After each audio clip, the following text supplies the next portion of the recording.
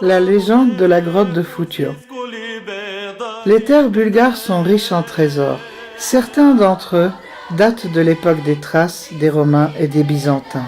D'autres furent cachés par des bandits ottomans qui ne pouvaient plus porter leur butin. Ils l'enterraient à des endroits secrets en espérant le récupérer plus tard. C'est ce que faisaient également les rebelles bulgares en difficulté, incapables de l'emporter. Ils enterraient l'argent ramassé pour acheter des armes. On estime qu'il est possible de trouver des trésors à proximité de vieux monastères, forteresses, cimetières ou grottes. Les légendes racontent que le butin ou le trésor est toujours enterré dans un coffre, un pot ou une jarre. L'essentiel était de trouver un endroit spécial, à côté d'un arbre, d'une pierre, d'un gué, d'un pont, d'une fontaine ou d'un puits. On ne manquait pas de laisser des signes pour l'identifier.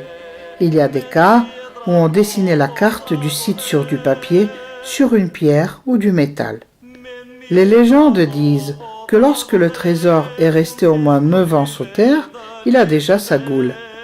Dans la soirée, la goule hante le lieu en question et fait peur aux voyageurs en retard. Les lâches s'effraient, tombent malades et meurent en quelques jours. Les courageux se battent contre la créature monstrueuse et si jamais ils arrivent à la prendre par les oreilles et à la retenir comme ça jusqu'au petit matin, ils se retrouvent les anses du coffre avec le trésor entre leurs mains. Quand Dieu le veut, il aide le chanceux à trouver le trésor en lui montrant la cachette dans un rêve. La plupart des gens tombent seuls victimes de leur butin. En Bulgarie tout entière, on n'arrête pas de conter des histoires de chercheurs de trésors maudits par le trésor trouvé. Ils sont atteints de folie et meurent. Des maladies accablent leur famille des générations de suite. Rares sont les chanceux arrivant à échapper à la malédiction en distribuant une partie de l'argent aux pauvres, en construisant des fontaines, des églises ou des monastères. Au milieu du XIXe siècle, avant la libération de la Bulgarie du joug ottoman, un homme bon et miséricordieux fut nommé Aga à Karpatchevo. C'était un homme juste qui n'infligeait pas de cruelles punitions et ne torturait pas les chrétiens.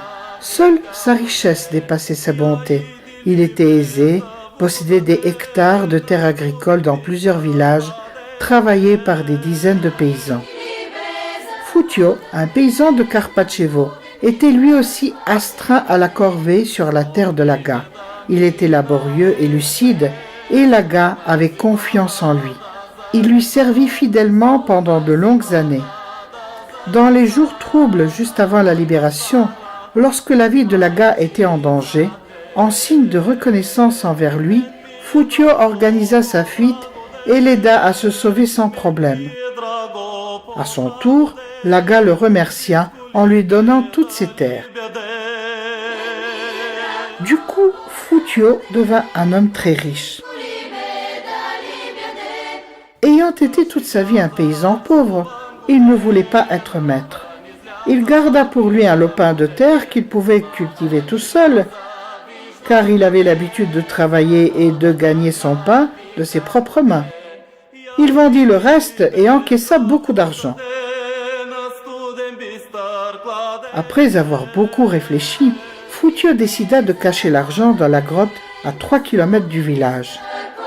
D'ailleurs, il la connaissait bien, parce qu'auparavant, quand il faisait mauvais temps, il y cachait ses moutons. La grotte continue de porter son nom jusqu'à présent, mais personne ne trouva l'argent caché dans les galeries de la grotte.